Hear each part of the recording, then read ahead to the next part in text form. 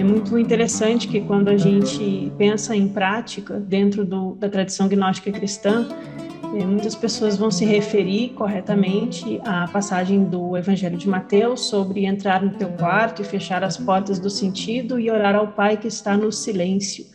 Mas quando a gente começa a perceber a terminologia gnóstica, a gente começa a entender que não se refere simplesmente a fazer uma oração, mas sim uma profunda prática de mergulho interior.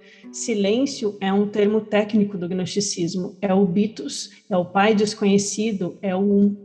Então, quando a gente vê isso tanto na passagem do Novo Testamento, quanto nessas práticas que a Jane trouxe do Evangelho de Filipe, os batismos, a câmara nupcial, a transmissão oral dos ensinamentos secretos, a gente começa a ver que o gnosticismo, mais do que uma filosofia metafísica ou uma cosmologia, uma mitologia intelectual, ela é uma prática espiritual, né? Claro que ninguém aqui tem dúvidas disso, mas é uma prática que a gente pode retomar, e aí, com os apócrifos, a gente vai encontrando resquícios desse ensinamento. Eu vou começar a partilhar aqui umas reflexões e depois eu vou entrar no próximo texto. Então, o que eu queria destacar de tudo isso que a Jane começou a trazer para nós é muito profundo, como quando surge essa biblioteca de Nag Hammadi com esses apócrifos, a nossa visão da espiritualidade no mundo antigo, ela cresce. É uma nova oportunidade que a gente tem de perceber o que esses gnósticos estavam praticando, né? Porque os textos, eles vão falar de toda a especulação filosófica dos grupos. Mas e os rituais diários, né? A liturgia, como que eles oravam, como que eles meditavam, como eles entoavam mantras e hinos, cantavam, faziam batismos, como eles lidavam com a morte, se haviam refeições sagradas, como na Santa Ceia, que é um resquício da tradição dos essênios, e como esse conhecimento era transmitido. Então, a gente encontra, né, nesses textos que a Jane já trouxe, e nos próximos que a gente vai ver aqui hoje, alguns vislumbres dessas liturgias e dessa ritualística e dessa prática interior também. E a gente encontra, quando a gente lê sobre os valentinianos, né, Valentino lá no século II, que eles admitiam, por exemplo, a presença de mulheres como oficiantes de ritos, e aí a gente fica assim, mas que ritos, né? Justamente esses que a gente quer trazer. Ou quando nós falamos sobre os cátaros, que são um resquício do gnosticismo maniqueu que chega na França lá no ano 1000, eles também tinham práticas de batismos, de consagração dos iniciados como perfeitos nos cátaros, e alguns ritos mesmo, né? Então vai ficando muito mais rica a nossa prática e a nossa leitura do gnosticismo, né? É fácil a parte mitológica do gnosticismo sobreviver, né? E o aspecto ritualístico, por ser mais privado e de transmissão oral, ele é geralmente perdido.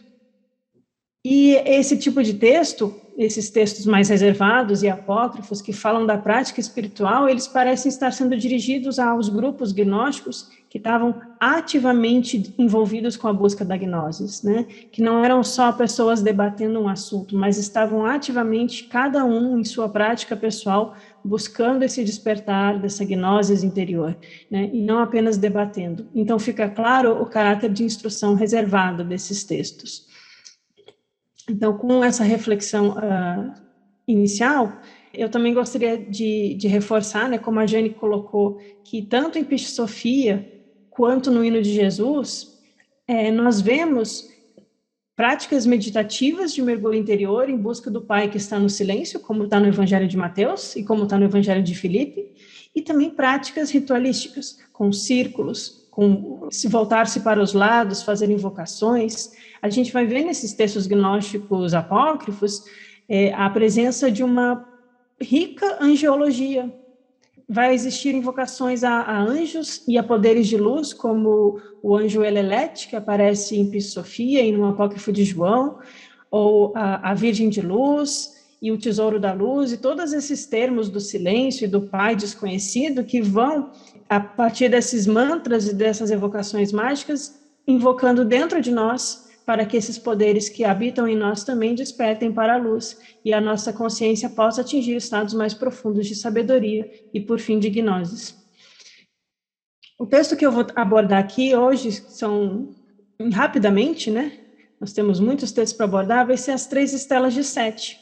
As 3 estelas de Sete é um desses textos da biblioteca de Nag Hammadi, que são hinos, né? Não todos, né?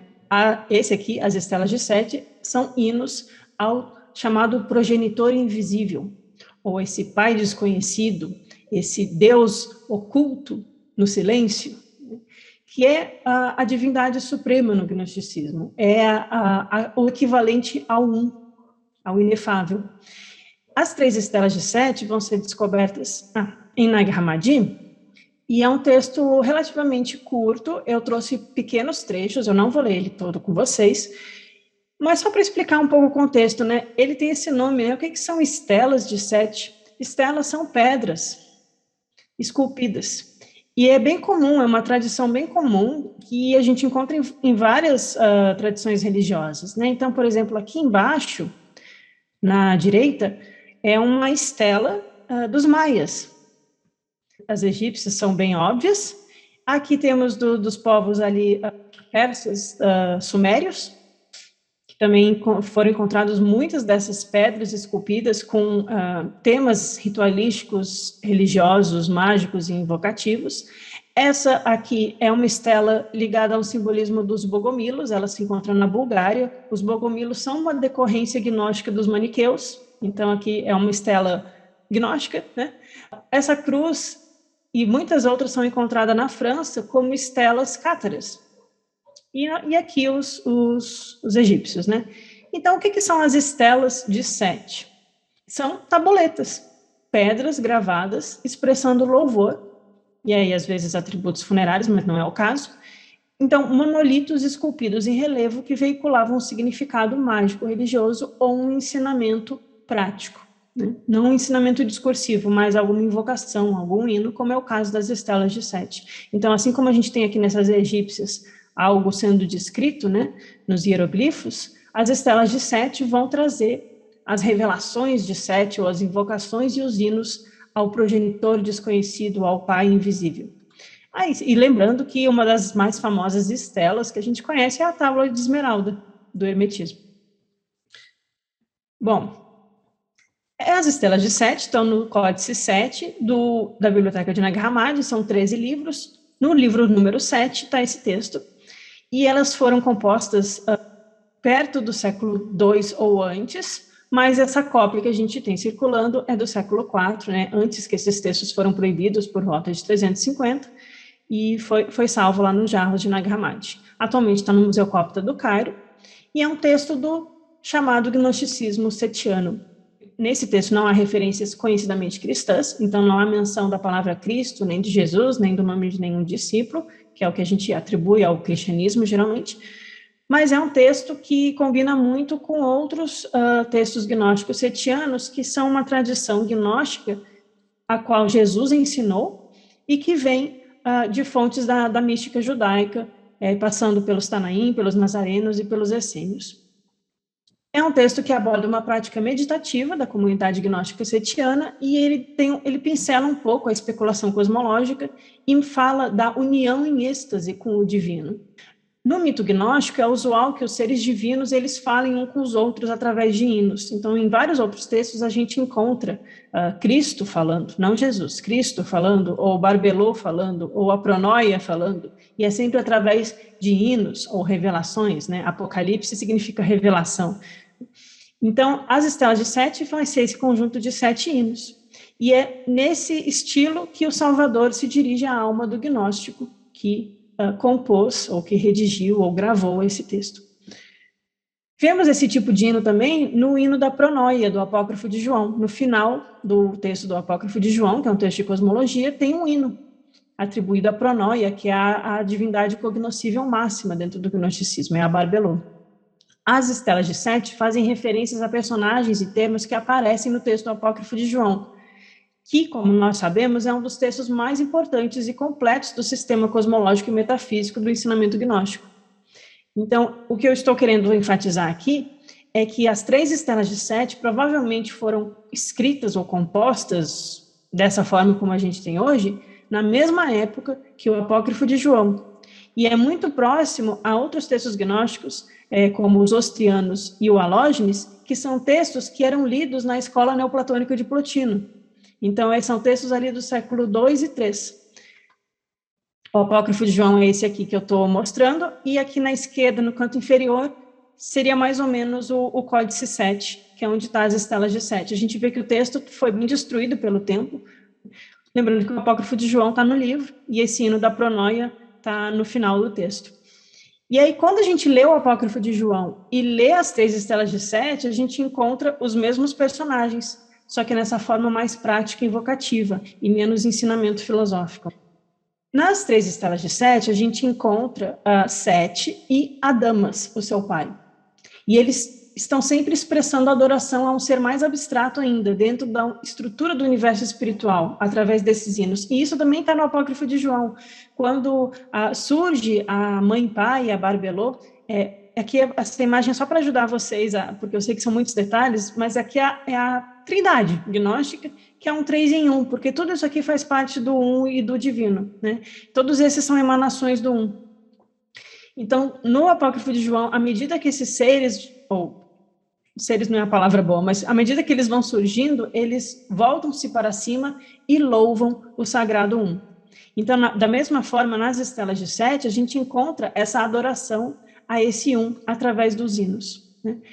O texto supõe claramente que o leitor está familiarizado com o mito gnóstico clássico como pano de fundo. Então, por isso que eu estou sugerindo ler o apócrifo de João antes, porque tem que entender um pouco o mito para entender o hino. Cada uma dessas 3 estelas é composta de uma série de hinos que incluem louvores, orientações cosmológicas e recitação de nomes mágicos dos poderes celestiais. Então, muitas vezes, esses poderes que estão aqui, como a Barbelô ou recebem outros nomes em grego, uns nomes diferentes, que são nomes mágicos. Sete Adamas, eles são constituintes mais baixos do Eon de Barbelô. Então, temos o 1, que é o pai invisível, e o segundo é Barbelô. Barbelô é a divindade máxima que é capaz de ser conhecida. Ela é a bondade perfeita e a gnosis perfeita. Porque, além dela, só há o 1, e o 1 é inefável. Ele é silêncio, né? Então, é aquilo que está além de todas as coisas. Mas a Barbelô, ela possui várias esferas, né? Ela possui camadas. E 7 Adamas são os que estão aqui mais embaixo, junto com o Christus. Então, nós temos o Pigeradamas, que é o Adão primordial, o homem primordial, e dele surge o primeiro filho, Sete, nas luzes do pleroma. Então, eu não vou ficar explicando cosmologia aqui, a gente não tem tempo, mas só para a gente ter uma ideia do que o texto está falando, né? Então, tudo isso aqui diz respeito aos éons divinos, aos planos superiores, celestiais. Não diz respeito ao nosso mundo, e por isso são hinos de invocação àquilo que há de mais eterno em nós, aquilo que está mais próximo do 1. Então, são esses 7 hinos que expressam graças pelo recebimento da gnosis e mostram o quê? Desejo de conhecer a Barbelô. Então, nós estamos aqui embaixo, o ser humano aqui embaixo, lutando com 7 arcontes, com o demiurgo, buscando a sabedoria de Sofia, e nós queremos fazer a alma quer fazer esse caminho de ascensão em direção a Barbelô. E aí esses hinos vão ser graças e agradecimentos por receber a gnosis, porque a gnosis perfeita vem de Barbelô. Através do Christus, ela chega em nós. Essa obra é colocada num contexto muito interessante. Na introdução, ele fala da descoberta e da transcrição dessas tabuletas, dessas estelas em pedra, né? E quem teria feito a transcrição, segundo o texto manuscrito, foi Dositeu. E aí conclui reportando uma subida e descida da alma, semelhante ao misticismo que a gente encontra em outro texto gnóstico chamado Os Ostrianos. Em algumas das fontes, o Dositeu ele é referido como um dos fundadores, entre aspas, dos samaritanos e professor de Simão o Mago, um dos maiores discípulos de Jesus, que também participa de Piscis Sophia e que também está ligado a João Batista e aos essênios. Então, as 3 estelas de Sete é reforçando essa ligação com Piscis Sophia, com Simão o Mago, com João Batista, com os setianos e os essênios. Ela também pode ser lida como uma orientação litúrgica. Ela fala da subida do primeiro para o segundo e do segundo para o terceiro. O tríplice poder de Barbelô, isso vai ser um tema dentro do gnosticismo. E também fala do silêncio e da contemplação em união mística e da descida da alma. O que é esse primeiro, segundo e terceiro? É essas três bolinhas aqui, que é só metodologia, não sei se é a melhor opção, há outras opções, mas essas três camadas da divindade, essas três camadas do degraus de despertar espiritual da alma. Então, o primeiro degrau, o Adão celestial, é o Sete, é o Christus. O segundo degrau, a Barbelô, a pura gnosis, a pura bondade, o éon eterno. E o primeiro, o invisível, o éon oculto. Então, é dito que Barbelô, que é essa mãe-pai, essa díade gnóstica, que contém todas as coisas e toda a sabedoria, ela tem um poder tríplice. Ela tem um poder oculto, junto com ela tem um poder de manifestar tudo que há na existência e na sabedoria, e ela tem o poder de mandar o seu raio, o seu Filho único, o Cristo, em direção ao mundo para iluminar a existência. Então, há um tríplice poder no éon de Barbelô. A obra é em grego, são só detalhes, e ela é atribuída a Sete. Então, quem é Sete, né? Filho do Adão celestial, o Pigera Adamas. Esse nome aparece no Apócrifo de João também, o Pigera Adamas. E é uma mensagem que Sete dá para Dositeu, que copia as tabuletas de pedra em papel depois. O Sete, ele representa aqueles com o espírito desperto, em oposição a Caim e Abel, que são filhos da materialidade, dos sentidos e do psiquismo. O Sete é o transmissor do ensinamento esotérico. O Sete tem relação com o Christus, com o Filho, com o ungido, com o autogerado. Por isso que eu circulei aqui. São formas de abordar as mesmas forças ou aspectos da mesma energia. Temos o aspecto Cristo, o aspecto mente, o aspecto Adão. Né? São formas que os textos encontram para tentar acessar essa sabedoria na nossa alma. Então, no mito gnóstico, Caim e Abel vão representar o homem psíquico e o homem material.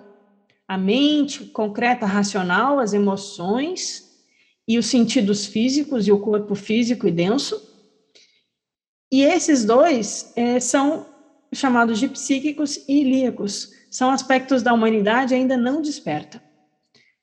Aqueles que possuem pneuma, o espírito desperto, se tornam salvos, se tornam filhos de Sete. E por isso Sete representa o filho de Adão em perfeição junto com Eva, a mente desperta pela sabedoria e pela intuição, onde a sabedoria se une ao Cristo e se torna como o Cristo. E por isso se torna como Sete.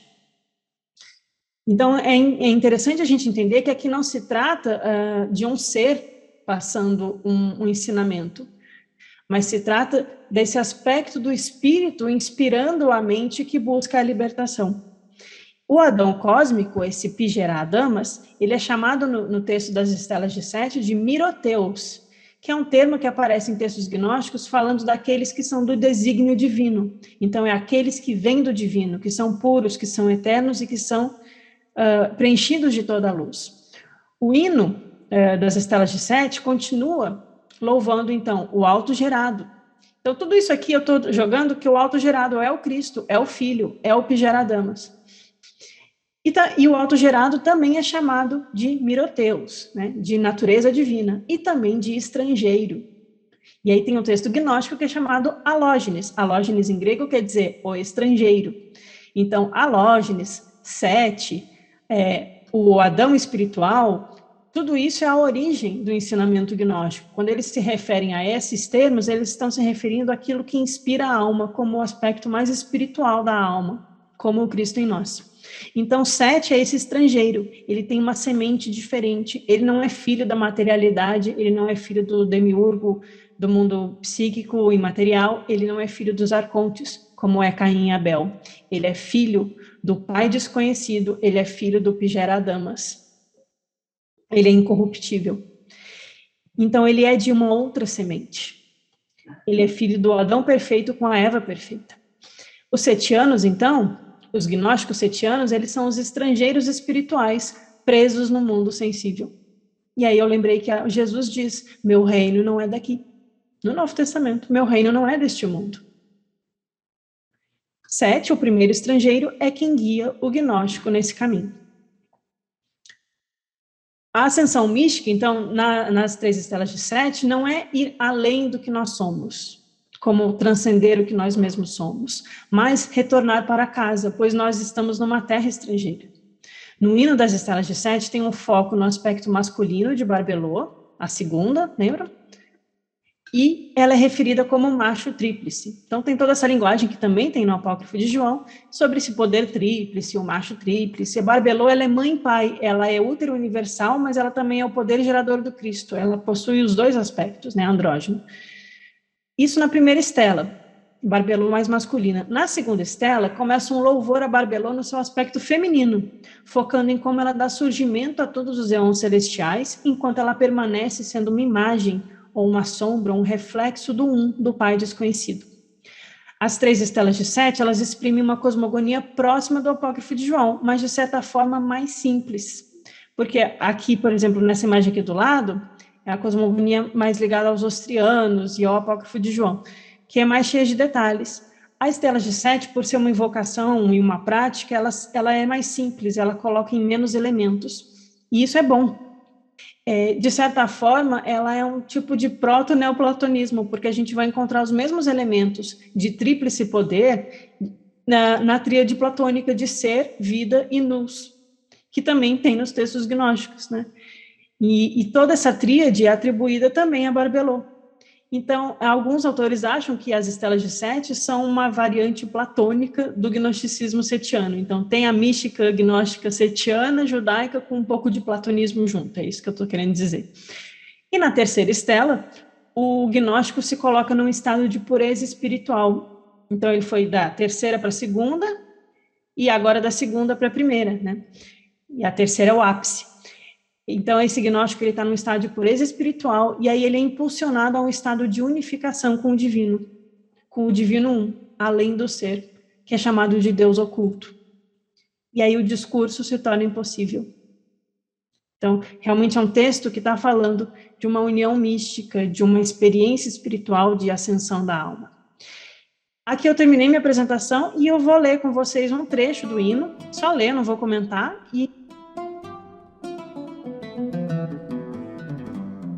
Então, aqui é um trecho recortado, ok? Extrato do hino das três estelas de Sete. Começa assim o texto. Sete. Pai da raça inabalável e vivente. Ele ensina a Dositeu, que se lembrou do que viu e obteve a gnoses. Dositeu se lembrou do que viu e obteve a gnoses. Muitas vezes, diz Dositeu, eu participei do louvor junto com os poderes e fui julgado digno pelas grandezas incomensuráveis.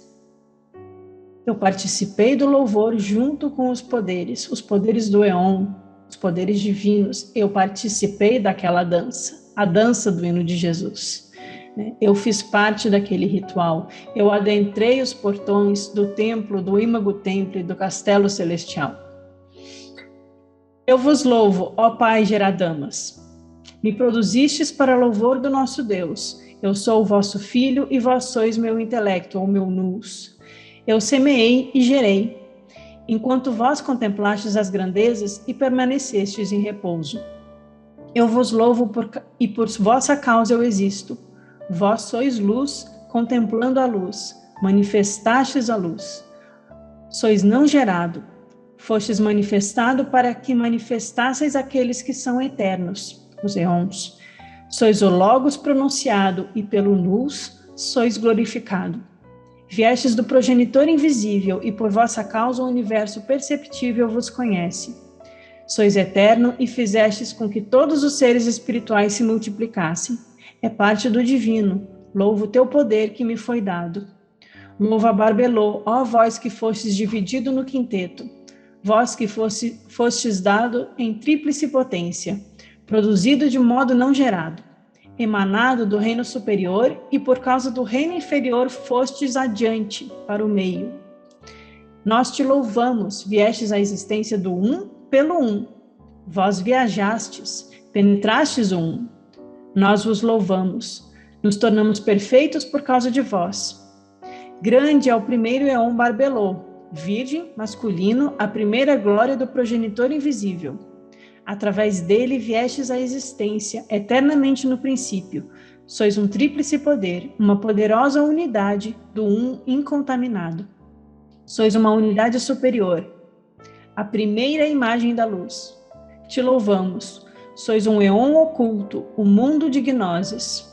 E aí o texto vai falar daqueles que pertencem ao um e derivam do um como um reflexo, e como a Barbelô, por meio de várias qualidades, vai concedendo poderes a todos esses que vão surgindo do um.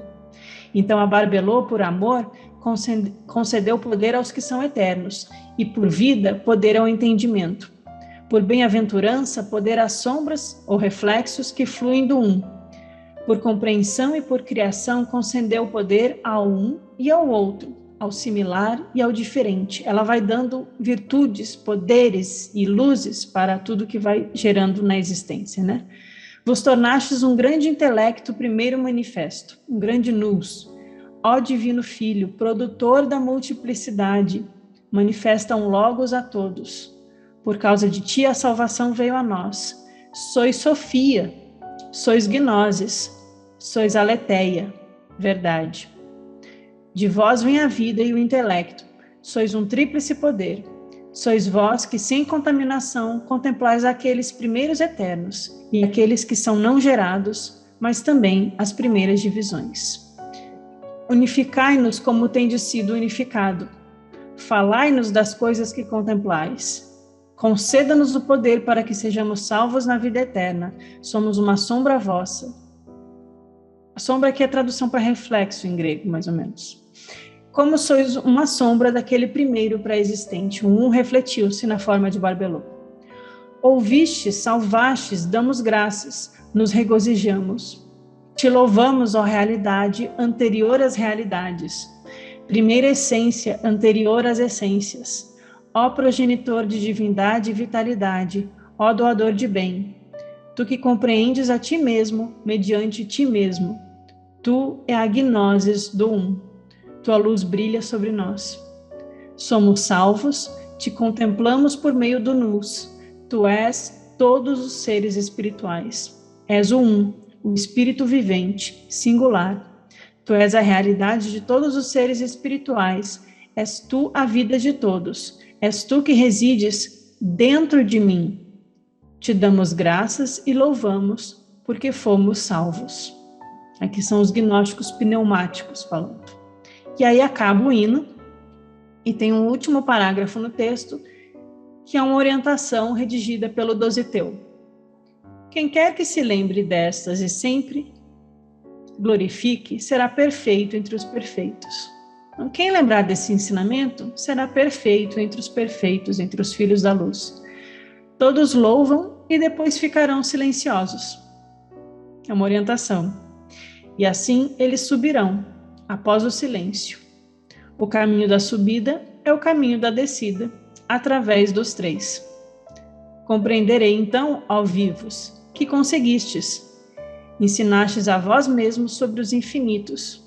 Maravilhem-se diante da verdade que está dentro deles e dentro de vós. E assim eu termino.